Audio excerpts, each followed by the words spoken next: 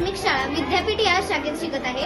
आज आमच्या शाळेत जीविका हेल्थ तर्फे गर्भाशय मुखाचा कॅन्सर याचे लसीकरण झाले। भारतात गर्भाशय ग्रीवा कॅन्सरचे प्रमाण खूप वाढत आहे हे आम्हाला यामुळे समजले। यासाठी आमच्या शाळेत पालक सभा घेण्यात आली, त्यामुळे आमच्या शाळेतील जास्तीत जास्त मुलींनी प्रेरित होऊन ही लस घेतली। आमच्या शिशुविहार शाळेतर्फे जीविकाच्या संपूर्ण टीमचे मी मनापासून आभार मानते। धन्यवाद।